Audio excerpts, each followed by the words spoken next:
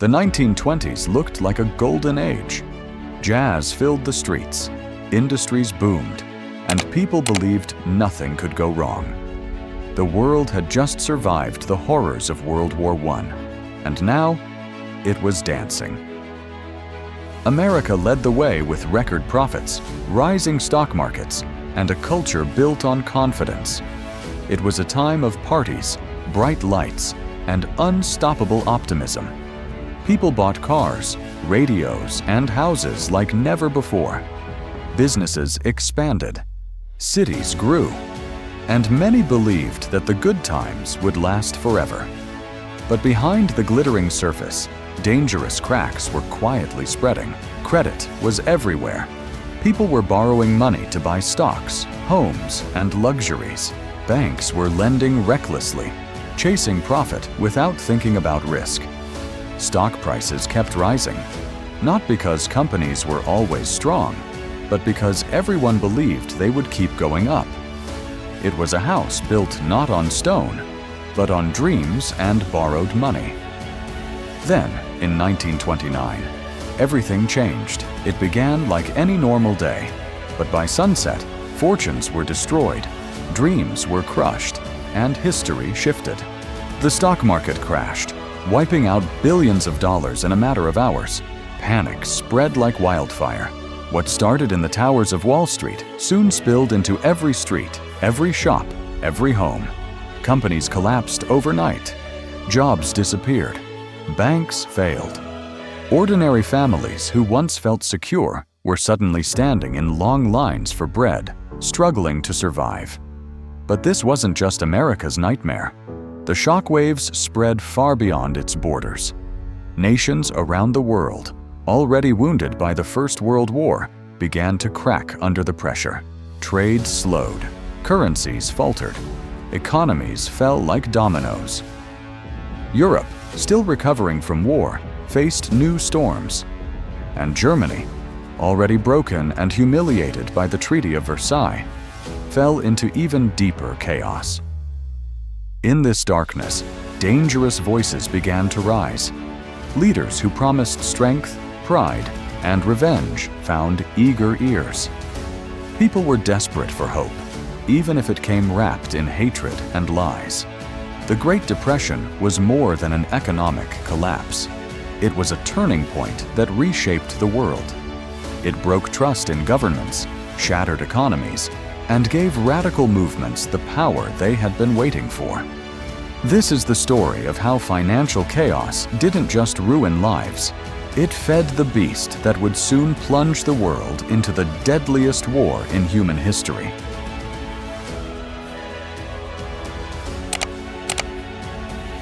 It looked like the best of times, but behind the smiles, cracks were slowly forming. The 1920s are often called the Roaring Twenties. It was a time when the world, especially the United States, seemed full of hope and excitement. The war was over. Soldiers had returned home. People were ready to move on from the pain of World War I. Cities lit up with new energy. Jazz music filled the air. Radios and cars became part of everyday life. Women started dressing differently, speaking more freely, and stepping into new roles. People danced in clubs, watched silent movies, and celebrated new inventions. Airplanes, refrigerators, telephones, and electric lights gave life a modern glow. The economy was booming. Factories were busy making products that everyone wanted to buy. A new idea, buy now, pay later, became popular. People could purchase cars, radios, and furniture on credit. Banks were lending money easily. Everyone believed the good times would never end. Stock markets became the symbol of quick success. Ordinary people, not just businessmen, started investing. Newspapers talked about how easy it was to get rich through stocks. Many borrowed money to buy even more shares, confident that prices would keep rising. For millions, it felt like the road to endless wealth. But while the world was shining on the outside, small cracks were forming underneath. The boom of the 1920s was built on fragile foundations. Much of the growth was driven by credit. Money people didn't actually have. Companies produced more than they could sell. Farmers grew crops in huge amounts, but prices dropped because there was too much supply. Many rural families, especially farmers, didn't share in the wealth. While cities danced to jazz, many farms were drowning in debt. Another problem was the growing gap between the rich and the poor. A small group of people made huge profits, while millions earned just enough to survive. This meant that even though production was rising, not everyone could afford to keep buying products. Factories depended on people constantly purchasing more, but many couldn't keep up. Banks also played a risky game. They lent out large sums of money, often without enough security. People trusted banks completely, not realizing how unstable some of them were. As more people borrowed to invest in stocks, a dangerous bubble started to grow, a bubble that could burst at any moment. Internationally, the world economy was linked in complicated ways. After World War I, the US became the world's economic center. It lent money to Europe to help countries rebuild. Germany, for example, borrowed American money to pay war reparations to France and Britain, and those nations then used that money to pay their debts to the US. It was like a financial circle, smooth when the money flowed, but extremely fragile if anything went wrong. Meanwhile, governments and business leaders ignored warning signs. They believed the boom would last forever. Politicians celebrated rising stock prices as proof of national strength. Newspapers printed stories of overnight millionaires. Everyone wanted a piece of the golden dream. The cultural mood of the 1920s also added to this illusion. People were tired of war and seriousness. They wanted to live, laugh, and spend. Prosperity became a kind of religion. If you weren't investing in the stock market, people thought you were missing out. If you questioned the system, you were called pessimistic. But history has a way of turning smiles into silence. The shiny surface of the 1920s covered deep weaknesses: too much credit, overproduction, rising inequality, and risky banking. It was like building a house on sand. It looked beautiful, but it couldn't hold against a storm. By the end of the decade, the cracks were no longer small. The stock market was filled with borrowed money. Many families were deeply in debt. Farms were failing. And the world's financial system depended on money continuing to flow in a perfect circle. All it needed was one shock to make everything collapse. No one expected it. No one was ready for it. But that shock was coming, and it would arrive with brutal speed. The world thought the party would last forever. But in 1929, the music stopped.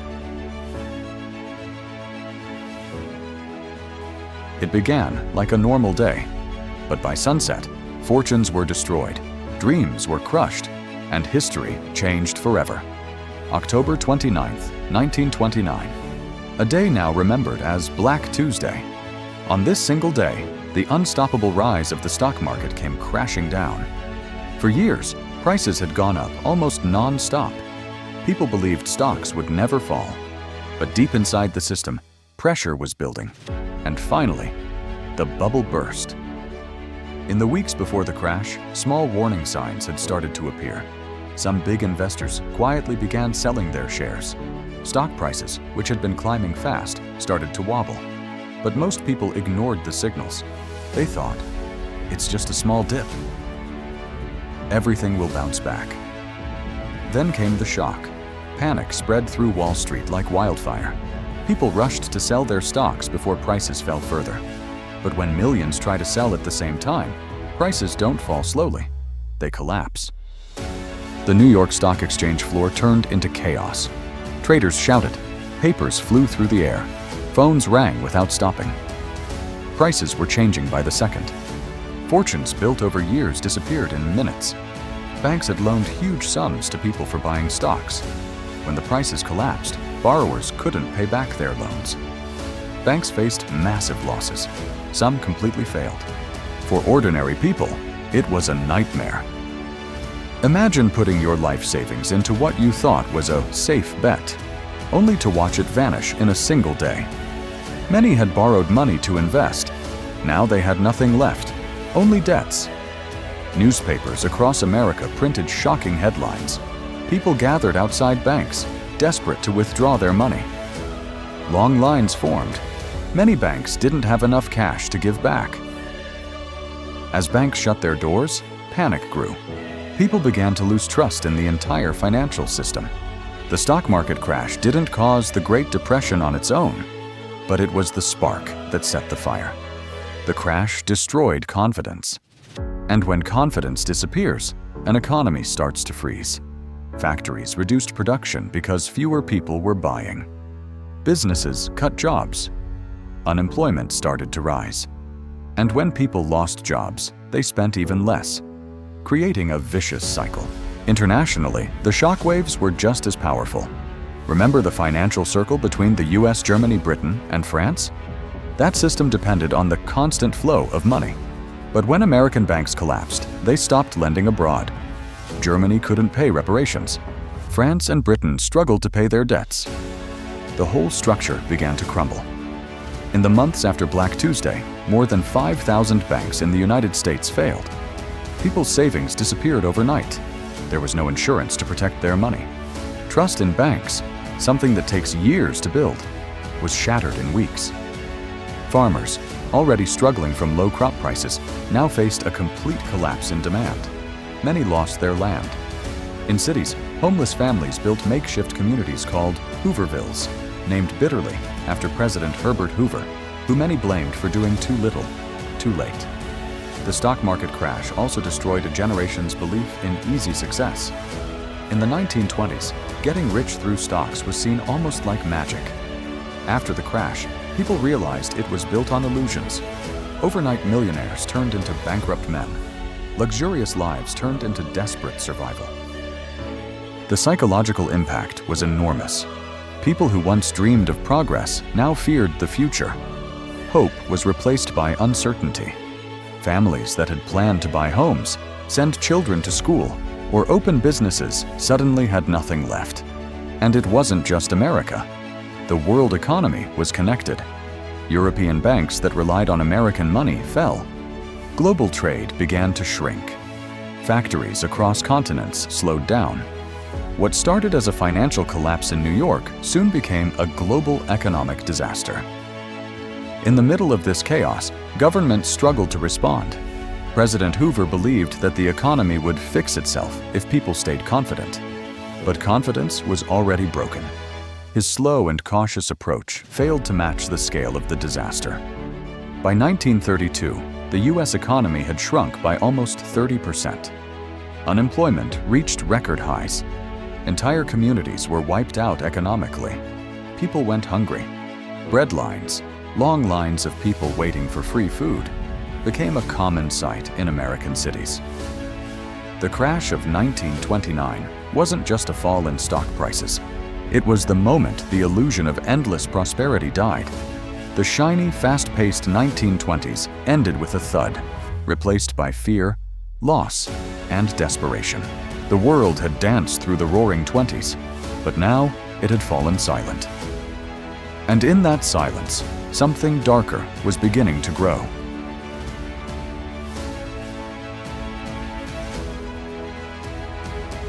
Yesterday, they wore suits and dreams. Today, they stand in line for bread. The crash of 1929 was just the beginning. The real pain started when ordinary life began to break down.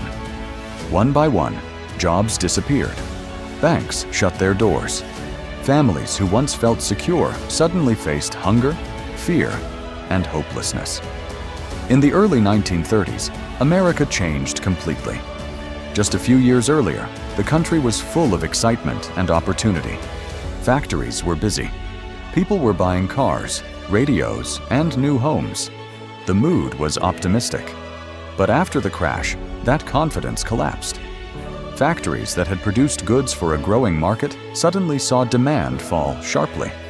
People had no money to spend. Shops and companies started closing. Business owners had no choice but to lay off workers. Millions of people who thought their jobs were safe were suddenly unemployed. By 1933, nearly 1 out of every 4 Americans was out of work. That's about 15 million people. Imagine entire neighborhoods where almost no one has a job. Day after day, men and women would wake up and search desperately for work. But most times, they returned home empty-handed. banks made things even worse. During the boom years, many banks had loaned large amounts of money to businesses and investors. When the stock market crashed, those loans could not be repaid. Thousands of banks failed. When a bank failed in those days, people didn't get their money back. There was no insurance. Families lost their life savings overnight. People lined up outside banks, hoping to withdraw their money before the doors shut for good. Many came too late. The trust that people had in the banking system completely disappeared. With no savings, no jobs, and no support, survival became the main focus of daily life. Long lines formed outside soup kitchens, places that gave out free meals to the hungry. These lines were called bread lines, and they became a common sight in cities across America. People who once had stable middle-class lives now stood in line just to get a piece of bread and a bowl of soup. It was humiliating for many, but they had no choice. Hunger doesn't wait for pride. Homelessness grew rapidly. Families who couldn't pay their rent or mortgages were forced out of their homes. Many built small, makeshift communities on the edges of cities. These were called Hoovervilles, named after President Herbert Hoover, who many blamed for the crisis. Made from scrap wood, cardboard, and metal, these communities showed just how far the country had fallen. Every day was a fight to survive. Parents skipped meals so their children could eat. People searched through garbage cans for anything useful. Some walked for miles in search of work, only to find hundreds of others standing in line for the same job. The psychological impact was just as painful as the financial one. People who had worked hard all their lives now felt useless and forgotten. A sense of shame spread across the nation. Men who once supported their families struggled to deal with unemployment. Suicides increased. Families broke apart under pressure. Children were not spared either. Many left school to help support their families. Others were sent to live with relatives because their parents could no longer afford to care for them. For millions of kids, childhood became a time of hardship, not joy. Farmers suffered terribly as well. Even before the Depression, crop prices were falling. After the crash, they collapsed even further. Many farmers couldn't pay their debts. Banks took their land. Entire rural communities were left broken. And then came the Dust Bowl, a natural disaster that made everything worse. Years of poor farming practices and drought turned large parts of America's farmland into dry, cracked earth. Giant dust storms destroyed crops, homes, and livelihoods. Thousands of families were forced to leave their farms and travel west in search of work. The American dream that had seemed so real in the 1920s vanished in the 1930s. For most people, the question was no longer, how do we get richer? But how do we make it through another day? The government's response was slow and limited. President Hoover believed that people should help themselves and that the economy would recover on its own. But the scale of the crisis was far bigger than individual effort. As months turned into years, frustration and anger grew. People began to lose faith, not only in banks and businesses, but also in their leaders. This widespread suffering created a deep emotional wound. When a nation goes through years of hunger, fear, and humiliation, it doesn't just affect the economy, it changes people's hearts. It breeds resentment, hopelessness, and a desperate search for someone who promises a way out. And in the middle of this struggle, across the ocean, a wounded Germany was facing an even deeper collapse. The pain of ordinary people was becoming the perfect fuel for dangerous new voices to rise.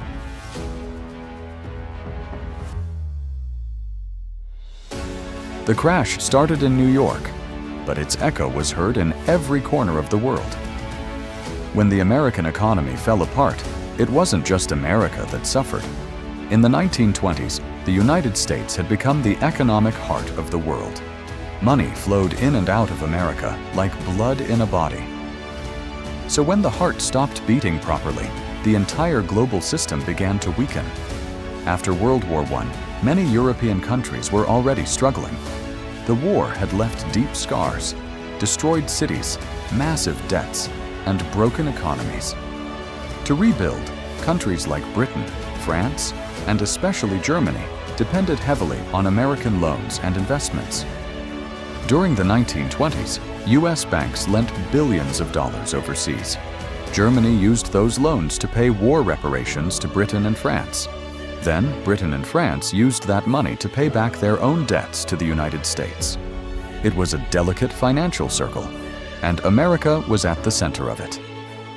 When the stock market crashed in 1929 and American banks started failing, they pulled their money back from Europe. Loans dried up overnight. The financial circle snapped. Suddenly, Germany couldn't pay reparations anymore. Britain and France couldn't pay their debts. The entire system began to shake. Countries that had relied on exporting goods to the US were hit hard too. As American consumers stopped buying, global demand collapsed. Factories in Europe slowed down. Workers were laid off. The same cycle of falling production, job loss, and shrinking demand that had started in America spread like a wave across the world. Germany, already weak under the weight of the Versailles Treaty, was hit the hardest. Its economy had been held together by American loans. When those disappeared, everything fell apart. Banks collapsed. Businesses closed. Unemployment soared. By 1932, around 6 million Germans were jobless. For a country that was still recovering from the humiliation of defeat in World War I, this economic disaster felt like another crushing blow. Other parts of Europe weren't spared either. In Britain, industries like coal, steel, and textiles faced huge declines. Exports fell sharply. Unemployment rose. In France, economic growth slowed dramatically, and political tensions grew. Eastern European countries that depended on exporting raw materials saw their incomes vanish. The crisis spread beyond Europe too. Latin American countries that had depended on exporting goods like coffee, sugar, and minerals to the United States saw their economies collapse. Asia also felt the pain as global trade shrank. It was like a domino effect. Once America fell, one piece after another began to topple. Gold played a big role in making the crisis worse. At that time, many countries were tied to the gold standard, a system where currencies were backed by gold. This system made it difficult for governments to print more money or take bold actions during the crisis. Instead of stimulating their economies, many countries tightened their policies to protect their gold reserves. This made the depression deeper and longer. Trade barriers added more problems. In 1930, the US passed the Smoot-Hawley Tariff Act, which raised taxes on imported goods. The goal was to protect American businesses, but other countries responded by raising their own tariffs. Global trade shrank even further. What was supposed to protect the US actually made things worse for everyone. As economies collapsed around the world, political instability grew. In many countries, people lost faith in their governments. Protests, strikes, and riots became common. In some places, extremist movements began to rise, promising strong action and quick solutions. Germany is a key example. The Depression destroyed what little stability the Weimar Republic had. People were desperate for hope and answers. And in this environment, voices that were once considered extreme started to sound convincing. The pain of the economic crisis became the fuel for a dangerous political fire. The global nature of the Depression showed how connected the world had become by the 20th century. A crash in one country could spread across oceans and affect millions of lives far away. But at the time, world leaders didn't fully understand this connection. Many governments acted alone, trying to protect themselves instead of working together to fix the problem. This lack of coordination made the Depression worse and allowed it to last much longer.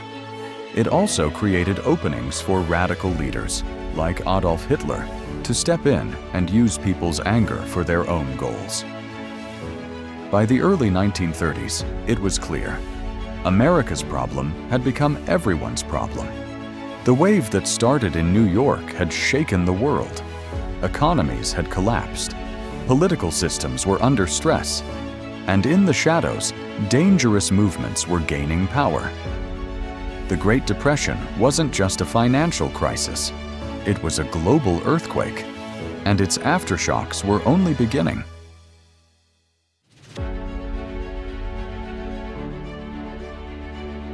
A broken nation, pushed even deeper into the dark.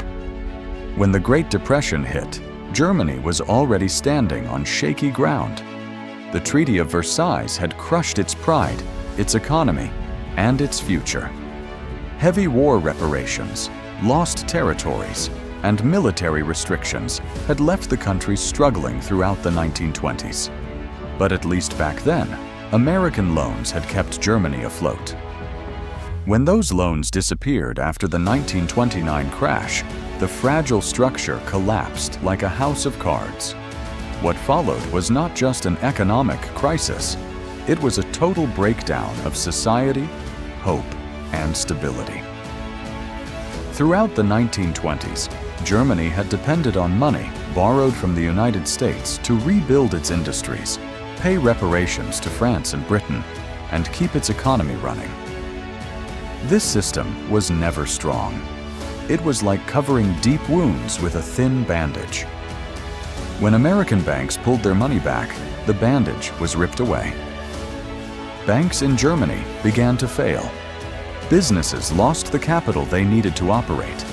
Factories shut down. Unemployment, which was already a problem, exploded. By 1932, more than 6 million Germans were jobless. That's about 1 in 3 workers. For many German families, daily life turned into a nightmare. People stood in long lines for food. Parents skipped meals so their children could eat. Skilled workers, teachers, war veterans, people who once had stable lives, were now begging on the streets. The economic collapse wasn't just about money. It was about national humiliation. The Versailles Treaty had already made many Germans feel like second-class citizens in their own country. Now, with the Depression, their misery deepened. People felt betrayed by the Allies, by their own government, and by the world. Inflation, which had destroyed savings in the early 1920s, returned in a different form. This time, it wasn't hyperinflation, but deflation. Falling prices that made debts even harder to pay. Businesses couldn't make profits. Farmers couldn't sell their crops. Landlords couldn't collect rents.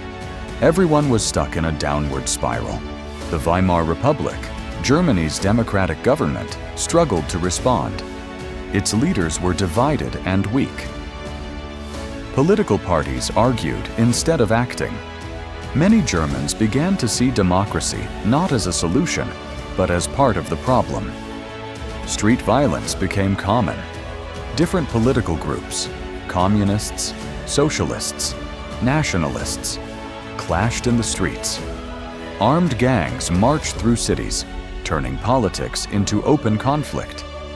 People no longer trusted the police, the courts, or the politicians. At the same time, international pressure didn't stop. France and Britain still demanded reparations. The German government had less and less money to pay. Each missed payment increased Germany's humiliation on the world stage. For the average German, it felt like there was no way out. The economy was broken. The government was weak. The world was unforgiving. And hunger was real. This deep crisis hit every level of German society. Industrial workers lost their jobs. Middle-class families lost their savings. Farmers lost their land. Soldiers who had fought in World War I felt abandoned. And all of this was happening in a country that had already suffered the pain of defeat and humiliation just a decade earlier. The psychological impact was enormous. A sense of desperation and anger spread like wildfire. People no longer believed in the old ways. They wanted change. Any change. even if it came from dangerous voices. And dangerous voices were waiting. Among them was a man who understood how to use Germany's pain for his own rise, Adolf Hitler. He and his Nazi party had been small players in the 1920s. But now, in the chaos of the Depression, their message of national pride, revenge, and rebirth began to sound powerful. They promised to tear up the Versailles Treaty. They promised jobs, strength, and unity. They promised to make Germany great again. For a nation at rock bottom, these promises felt like light in the darkness. Millions of Germans who had lost faith in democracy turned toward extremism. The Great Depression didn't just make Germany poor, it made Germany desperate. And desperation is dangerous. It created the perfect ground for Hitler's rise. As Germany hit rock bottom, the stage was being set for one of the darkest chapters in human history. The world was about to see what happens when economic despair meets political extremism.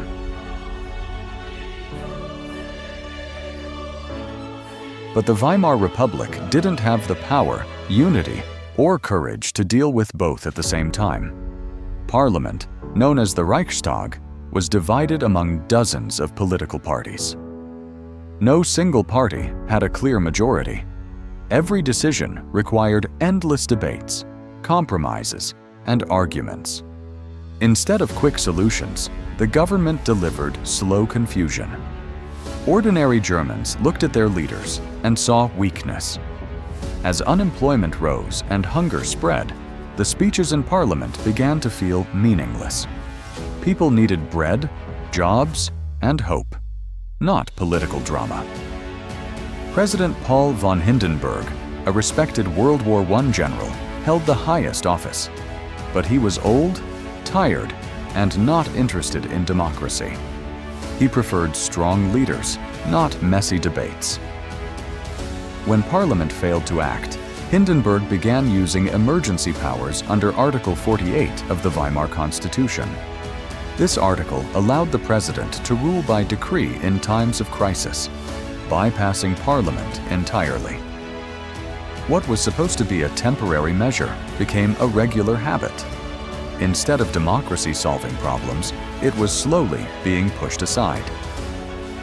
Chancellors came and went like actors in a play. Between 1930 and 1933, Germany had 3 different chancellors: Brüning, Papen, and Schleicher. None of them could win the trust of the people or stabilize the country. Their governments were weak, constantly relying on Hindenburg's emergency powers to pass laws. One of these chancellors, Heinrich Brüning, tried to fix the economy by cutting government spending and raising taxes. His idea was to balance the budget and restore foreign confidence. But his policies made the Depression even worse. Cutting spending meant fewer jobs. Raising taxes hurt businesses. Instead of recovery, Germany sank deeper into misery. This failure destroyed people's faith in the government. Germans started to believe that democracy wasn't just weak, it was useless. They began turning away from traditional parties and looking for alternatives. Meanwhile, the Reichstag became a battlefield of ideas. On one side were communists who wanted a revolution like in Russia. On the other were nationalists and fascists who promised strength and national pride. In between were moderate parties struggling to keep control, but they were losing ground fast. Street violence grew worse. Political rallies turned into riots. Paramilitary groups like the Nazi SA, stormtroopers, and the Communist Red Front clashed regularly in cities. Blood was spilled on German streets as political debates turned into open war. The government seemed powerless to stop it.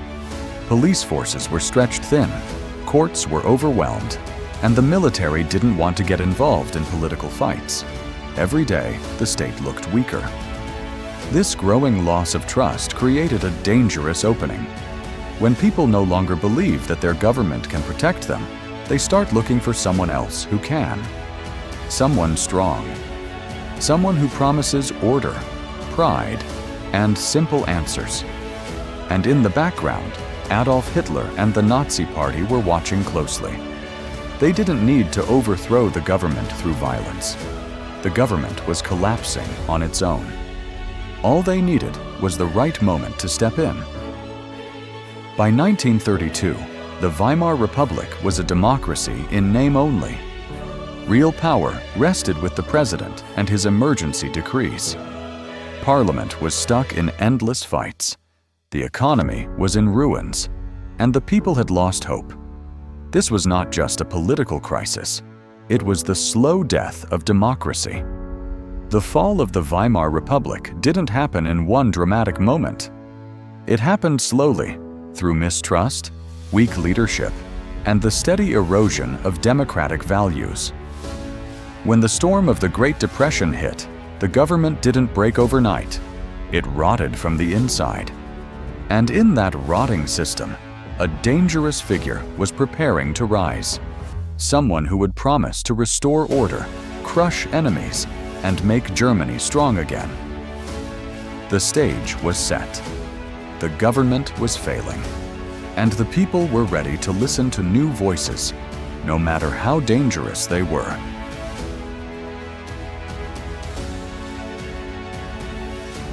When people lose hope, they don't always choose the best leader.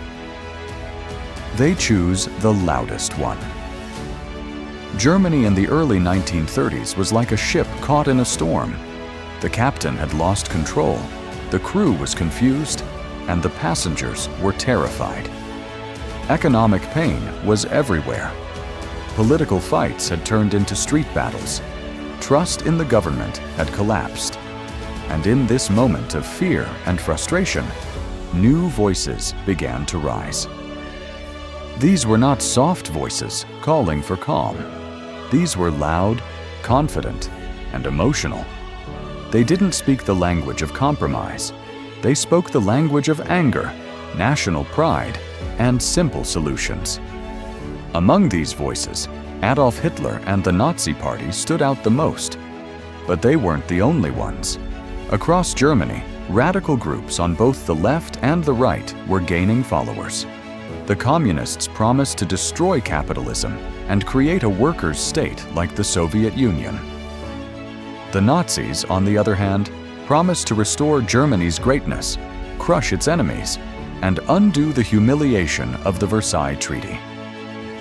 For ordinary Germans who had lost jobs, homes, and hope, these promises sounded powerful.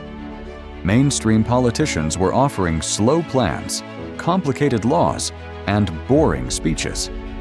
The extremists were offering emotion, certainty, and blame. Hitler was a master of using this emotional wave. His speeches were theatrical, dramatic, and filled with passion. He didn't just talk, he performed.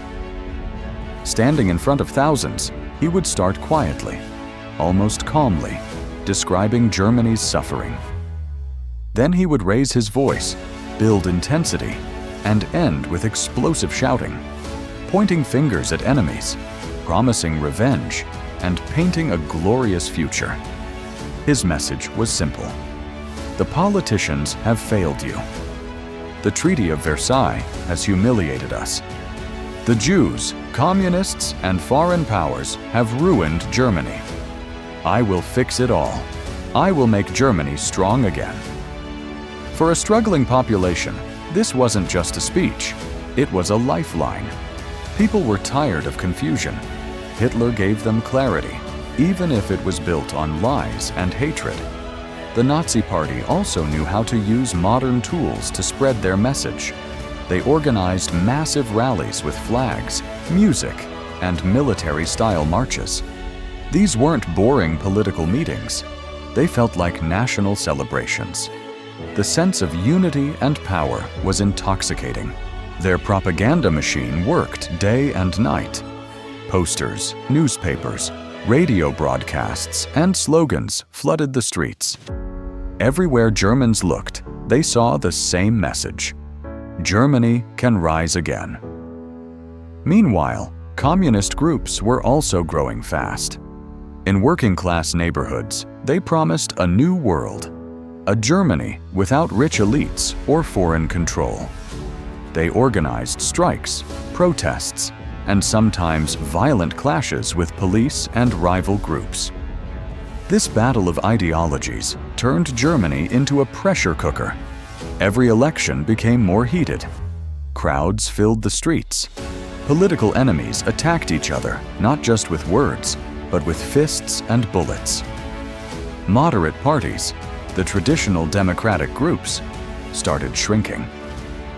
Their supporters were either losing faith or being pulled toward the extremes. The political center, which had held Germany together after World War I, was falling apart. In the 1930 elections, the Nazi Party went from being a small fringe group to becoming the second largest party in the Reichstag. Millions of Germans who had never considered supporting them before now voted for them. And by 1932, they became the largest party in Germany. Why? Because they were saying what desperate people wanted to hear. They promised quick fixes for problems that had existed for years. They blamed outsiders for internal issues. And they offered a strong leader in a time when the government looked weak. It's important to understand, not everyone who supported Hitler was a fanatic. Many were simply desperate. They had lost their savings, their jobs, and their faith in democracy. To them, the Nazi Party looked like the only movement that was going somewhere. Hitler's rise wasn't built overnight. It was built on years of suffering, anger, and unanswered questions. Every time the government failed, his message grew stronger. Every economic crisis was like fuel for his fire. And while the world was watching the Great Depression as an economic tragedy, inside Germany, it was becoming a political revolution. People who had once believed in slow change were now ready to follow anyone who promised quick answers, even if those answers were dangerous. This is the terrifying power of hard times. When people are desperate, they don't always choose wisely. They choose whoever promises to make the pain stop. And Hitler's voice was the loudest of them all. Germany wasn't just struggling with unemployment and poverty anymore. It was struggling with identity, fear, and anger. And in this struggle, a radical movement was becoming unstoppable.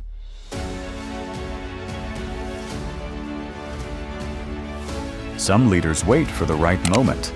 Others create it. Hitler didn't wait. He struck when Germany was at its weakest. By the early 1930s, Germany was standing on shaky ground. The economy had collapsed. Millions were jobless. Political trust had disappeared. And people were tired of speeches that led nowhere. In this moment of deep despair, Adolf Hitler saw his golden opportunity. The Nazi Party had already grown fast during the Depression, turning from a small radical group into a major political force. But Hitler wanted more. He didn't just want followers, he wanted power. Real power. And he knew that Germany's broken system could give it to him. Germany's democracy at that time, the Weimar Republic, was weak. Governments kept changing. No party could win a clear majority. Coalition after coalition fell apart. People had lost faith in their leaders. And into this political chaos, Hitler stepped like a man with all the answers. His strategy had two sides, a legal path and an emotional path. The legal path. Hitler understood that if he tried to take power by force, the army and the world would crush him again, like they did after his failed beer hall putsch in 1923. So this time, he chose a smarter way, through elections. The Nazis ran powerful campaigns. Their posters were everywhere. Their rallies were bigger than ever. They promised jobs, national pride, and a future where Germany would rise again. And their message was simple, emotional, and clear. No complex plans, just bold promises. And it worked. In 1932, the Nazi Party became the largest party in Germany's parliament, the Reichstag. They didn't win a majority, but they had become too big to ignore. Behind the scenes, powerful businessmen and conservative politicians started to think that maybe they could use Hitler. They believed they could make him chancellor, control him from the background, and use his popularity to stabilize the country. It was a huge miscalculation. The emotional path. While he played the political game, Hitler was also winning hearts. His speeches weren't just political, they were emotional events. He spoke about the humiliation of Versailles, the betrayal by weak politicians, and the suffering of ordinary Germans. He painted himself as the only man who understood the pain of the people, the one leader who had the courage to stand up and take action. His message connected deeply with a population that felt ignored and abandoned. And in January 1933, the moment finally came. After months of political deal-making and backroom talks, President Paul von Hindenburg appointed Adolf Hitler as Chancellor of Germany. Many politicians thought this was a clever move. They believed they could control him once he was in office. But they were wrong. The moment Hitler stepped into power, everything changed. He moved fast, like a man who had been preparing for years. Within weeks, the Reichstag building was set on fire. The Nazis blamed the communists and used the event as an excuse to suspend civil liberties, arrest political opponents, and silence the press. Then came the Enabling Act, a law that gave Hitler the power to rule without parliament. It passed after intense pressure and fear. And with that one law, Germany's democracy was effectively dead. The Nazis banned all other political parties, took control of the police, the media, and the education system. Trade unions were crushed. Judges who didn't support the regime were replaced. Bit by bit, Hitler turned a democratic state into a dictatorship. And the people? Many cheered. After years of chaos and crisis, Hitler gave them something they hadn't felt in a long time: direction. Jobs programs began. Public works like highways, autobahns were built. Military expansion started quietly. Propaganda showed a new Germany rising from the ashes. But behind this new energy was a darker truth. Hitler wasn't fixing Germany for peace. He was preparing it for revenge. The Great Depression had broken people's trust in democracy. And Hitler used that broken trust like a tool, slowly, cleverly, ruthlessly, to grab absolute power. What's shocking is how legal much of it looked. There were no tanks in the streets at first, no grand coup. Just laws, speeches, and propaganda, all happening in plain sight. By 1934, when President Hindenburg died, Hitler merged the role of Chancellor and President, declaring himself Führer, the supreme leader of Germany. The man who once stood on the edges of politics, mocked as a fringe extremist, had now become the undisputed ruler of one of Europe's most powerful nations. And it all started because he understood one thing better than anyone else: crisis creates openings. While others hesitated, Hitler grabbed his chance. Germany thought it was choosing stability, but it had opened the door to dictatorship.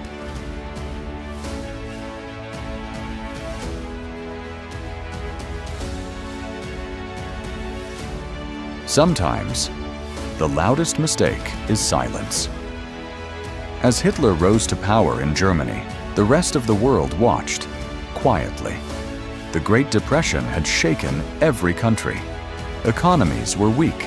Governments were struggling at home. Nobody wanted another war. So, when Hitler began to push the limits, many nations simply looked the other way. In the early 1930s, Europe still carried the painful memories of World War I. Millions had died. Entire cities were destroyed. Families were torn apart. Politicians and citizens across Britain, France, and other nations had one main wish: never again. So, when Germany started rearming, even though it was strictly forbidden by the Treaty of Versailles, the reaction from the world was not outrage, it was hesitation. Leaders in Britain and France thought, Germany is just trying to fix its economy. They won't dare start another war. We have our own problems to solve first. This attitude was called appeasement, a policy of not confronting Hitler, hoping that by giving him small allowances, he would stay peaceful. Britain, still dealing with unemployment and economic issues, didn't want to spend billions building a new military. France was politically divided and exhausted from the previous war. The United States, meanwhile, had turned inward. After the Depression hit, America focused entirely on fixing its own economy. It adopted a policy called isolationism, staying away from Europe's political mess. This silence and inaction gave Hitler exactly what he needed: time. While the world looked away, Germany secretly rebuilt its army, trained new soldiers, expanded its air force, and began producing weapons at a massive scale. Step by step, they were breaking every rule of the Versailles Treaty. In 1936, Hitler made his first bold move. He sent German troops into the Rhineland, a zone that was supposed to remain demilitarized. According to the treaty, this was a direct violation. France had every right to stop him. Germany's army was still weak at that point. Even a small French response could have forced Hitler to retreat. But nothing happened. France did not act. Britain didn't intervene. The League of Nations, the international organization created to keep peace, issued statements, but no real action followed. Hitler himself admitted later that if the French had marched in, the German army would have backed down. But when he saw that nobody responded, his confidence exploded. The silence of the world told him something powerful. I can break the rules and get away with it. After Rhineland, Hitler became even bolder. He pulled Germany out of international agreements. He increased military spending. He started making alliances with Italy and Japan. And the world, still mostly silent. Part of the reason was fear. Britain and France were still traumatized by the previous war. Their leaders believed that if they pushed Germany too hard, it might lead to another deadly conflict, something their people did not want. Another reason was underestimation. Many foreign leaders didn't truly believe Hitler meant what he said. They thought his speeches were for show, that he was using strong words to keep his people united, not to actually start a war. And finally, there was self-interest. Each country was struggling with the Depression. Leaders cared more about fixing their own economies than standing up to Germany. This combination, fear, underestimation, and self-interest, created the perfect environment for Hitler's plans to grow unchecked. While other nations stayed silent, Hitler was rewriting the map of Europe in his head. He saw silence not as peace, but as weakness. Step by step, he tested the boundaries. Step by step, the world failed to respond. And step by step, the danger grew louder. The silence of the 1930s wasn't peaceful. It was dangerous.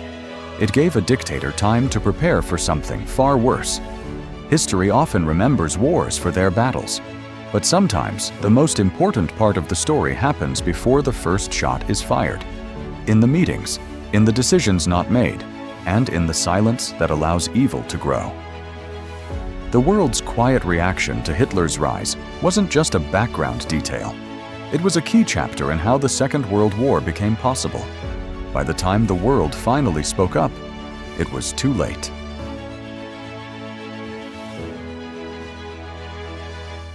It started with falling stocks and empty wallets, but it ended with tanks, bombs, and a world on fire. The Great Depression began as a financial disaster. Banks collapsed, businesses failed, and millions of people were thrown into poverty. But by the end of the 1930s, this economic crisis had turned into something much darker. It had fed hatred, strengthened dangerous leaders, and pushed the world toward another global war. At first, the chain reaction was slow, like a match burning quietly. But once it reached the right point, the flame exploded. The Depression destroyed people's faith in democratic governments. In Germany, the Weimar Republic looked helpless. People lost their jobs, their homes, and their trust. Into this chaos stepped Adolf Hitler and the Nazi Party, promising quick fixes and national glory. And they weren't the only ones. Across Europe, economic hardship made people turn toward strongmen, leaders who promised action, not talk. Democracy felt weak. Extremism felt powerful. The Depression didn't just make people poor, it made them angry, scared, and easily influenced. It created a mood where radical ideas started sounding reasonable. Hitler understood this mood perfectly. He used the Depression as his greatest political weapon. In speech after speech, he blamed outsiders, the Treaty of Versailles, Jews, communists, foreign powers, for Germany's suffering. He gave people someone to hate. Hatred became a tool to unite the nation, not through love, but through a shared enemy. And it worked. People were desperate for answers, and Hitler gave them simple ones, even if they were built on lies. This rising hatred didn't stay inside Germany. It influenced other countries too. Fascist movements grew in Italy and Spain. Authoritarian ideas spread across Europe.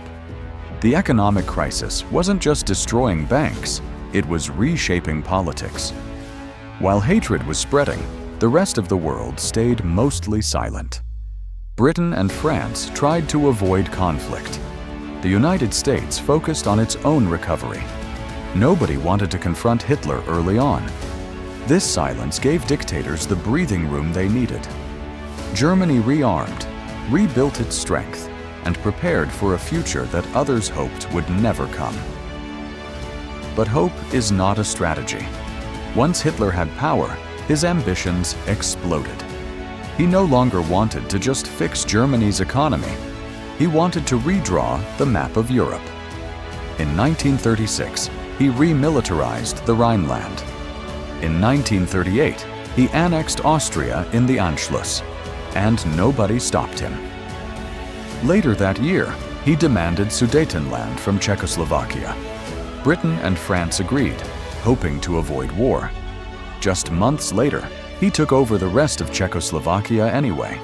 Each bold move was like a test. And every time, the world failed to respond strongly.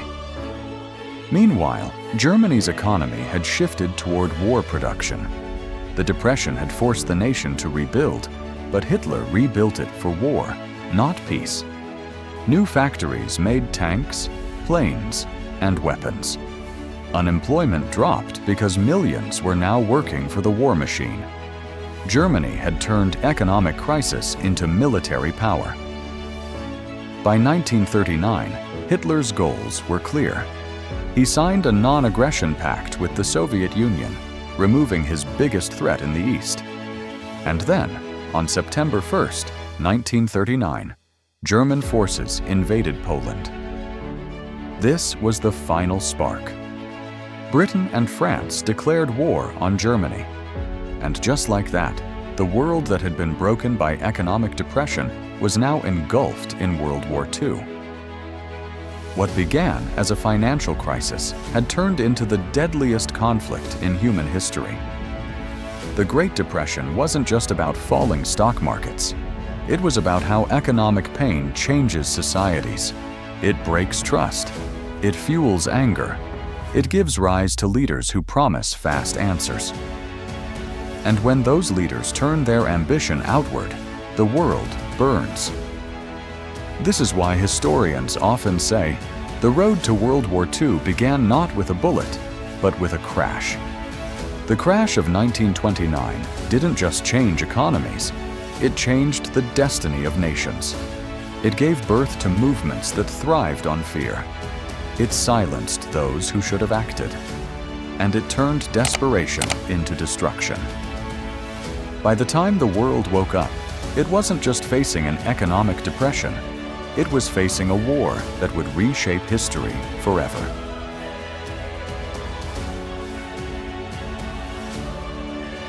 The Great Depression didn't fire a single bullet.